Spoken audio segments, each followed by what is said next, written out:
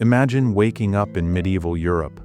The air smells of wood smoke, wet earth, and something fermenting in the corner. Your stomach growls.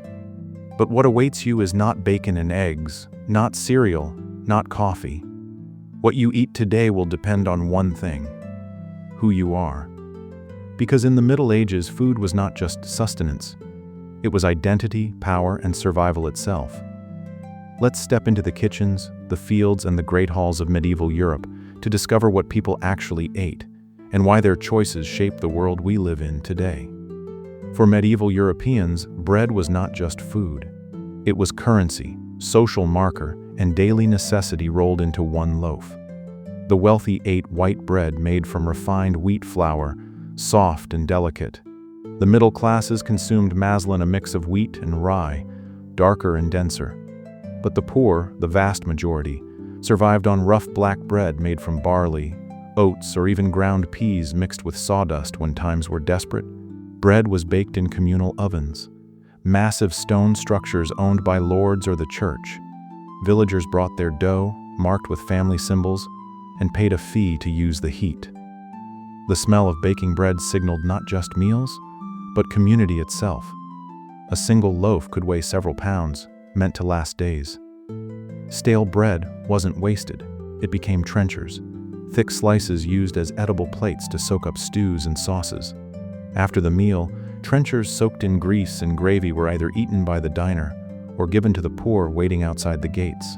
Bread shortages sparked riots, bad harvests meant famine, and moldy bread, contaminated with ergot fungus, caused hallucinations, convulsions, and death, a terror known as St. Anthony's fire. To medieval people, bread was sacred. Dropping it was a sin. Wasting it was unthinkable.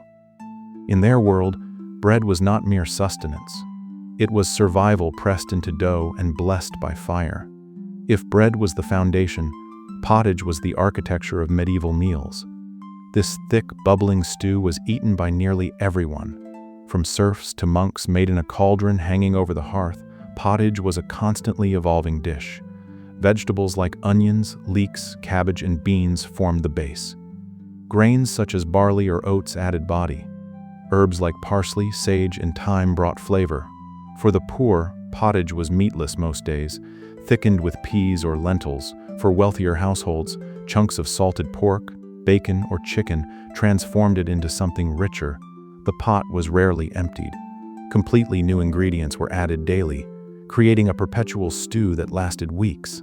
This method was practical and efficient, stretching resources as far as possible. Pottage was eaten with a wooden spoon, sometimes straight from the shared pot. It was hot, filling, and adaptable to whatever the season offered. In spring, fresh greens appeared. In autumn, root vegetables dominated. Winter pottage was darker, heavier, sustained by preserved meats and dried legumes. There were no recipes written down for common folk knowledge passed orally, mother to daughter, season to season. Pottage was not glamorous, but it kept millions alive.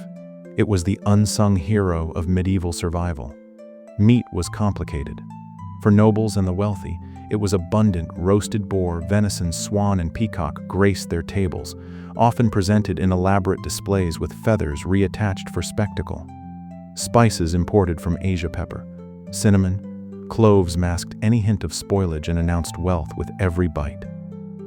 But for peasants, meat was rare and regulated. Hunting in noble forests was forbidden under pain of death or mutilation. Poaching was survival, but it was also a crime.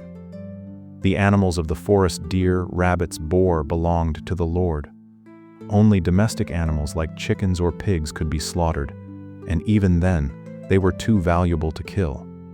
Often, eggs and milk were worth more alive. The church added another layer of restriction: fasting days. Wednesdays, Fridays, all of Lent, and various holy days banned meat consumption. Comprising nearly half the year, fish became the substitute. Rivers, ponds, and coastal waters provided herring, cod, eel, and salmon. Monasteries built fish ponds to ensure supply. Salted and dried fish, especially herring, became staples, cheap enough for the poor, yet acceptable during fasts. This division created a culinary paradox. The rich ate meat when banned, and fish when convenient. The poor ate fish when required, and dreamed of meat they rarely tasted. Food was law, and law was power. Dairy products were medieval gold milk spoiled quickly, so it was transformed into cheese and butter, portable and long-lasting. Every village had cheesemakers, and varieties differed wildly by region. Hard-aged cheeses in the mountains, soft, fresh curds in the valleys. Cheese was eaten daily, sliced thick onto bread, melted into sauces, or aged until rock-hard and grated over dishes. Butter was seasonal. Cows produced more milk in spring and summer, so butter was churned abundantly then, salted heavily, and stored in barrels for winter. The quality varied. Fresh butter was golden and sweet, while winter butter, months old, was rancid and strong. But beggars couldn't be choosers. Butter greased bread, enriched pottage, and fried the occasional egg. The church even regulated dairy. During strict fasting periods, butter was forbidden, replaced by oil. In Northern Europe, where olive oil was scarce and expensive, this created hardship. Wealthy families could purchase papal dispensations, literal permissions from the church to eat butter during Lent. These butter towers, funded by such fees, still stand in some cathedrals today, monuments to the medieval dance between faith and appetite. Medieval gardens were functional, not ornamental. Cabbage, onions, leeks, garlic, turnips, beets, and carrots grew in monastery gardens and peasant plots alike. These vegetables were boiled, added to pottage, or pickled for preservation. Peas and beans, dried and stored, provided protein through winter. Fruit was seasonal and often preserved. Apples were eaten fresh in autumn, dried for winter, or fermented into cider. Pears, plums, cherries, and berries appeared briefly, devoured immediately, or cooked into compotes. Wealthier estates cultivated quince, figs, and grapes. The latter pressed into wine, the universal beverage of medieval Europe. Exotic fruits like oranges, lemons, and pomegranates arrived via trade routes from the Mediterranean and Middle East, affordable only to the elite. These were symbols of prestige, displayed at feasts, their rinds candied as rare treats. Vegetables and fruits were seen as inferior to meat and bread in medieval dietary hierarchy, but they were essential. Without them, scurvy, malnutrition, and disease ravaged populations. Gardens were survival. They were the quiet backbone of medieval health, unglamorous but irreplaceable. Sugar was almost unknown in early medieval Europe.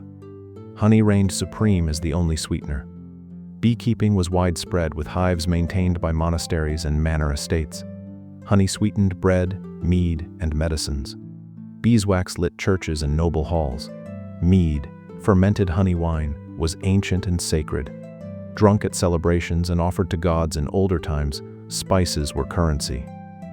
Black pepper, cinnamon, ginger, nutmeg, and cloves traveled thousands of miles from Asia, carried by Arab traders, Venetian merchants, and eventually Portuguese explorers. A pound of pepper could buy a man's freedom. Saffron was worth its weight in gold. These spices didn't just flavor food, they proclaimed power. To serve heavily spiced dishes was to declare wealth, sophistication, and connection to distant, exotic worlds. Recipes from medieval cookbooks read like alchemical texts: layers of cinnamon, rivers of wine, clouds of pepper. The goal wasn't subtlety, it was bombardment of the senses, proof that the host could afford excess. Even as meat began to spoil, spices masked decay, transforming danger into delicacy. In the glitter of spice and the glow of honey, medieval feasts became theater-edible performances of wealth and control. Water was dangerous, rivers carried waste, wells were contaminated, and disease lurked in every sip. So medieval Europeans drank alcohol not to get drunk, but to stay alive. Beer and ale were consumed daily, even by children, because the brewing process killed harmful bacteria. Small beer, low in alcohol, was the standard. Drunk at breakfast, lunch, and dinner, wine dominated in southern Europe, where grapes flourished. Monasteries perfected viticulture, producing wines for mass and profit.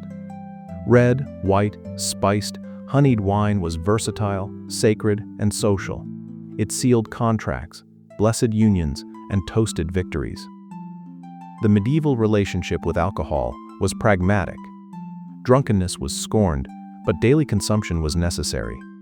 In a world without refrigeration or sanitation, fermentation was salvation. The foods of medieval Europe were not quaint relics of a simpler time. They were strategies of survival, markers of power, and rituals of community. Every loaf of bread, bowl of pottage, and cup of ale carried the weight of human ingenuity against hunger, disease, and death itself.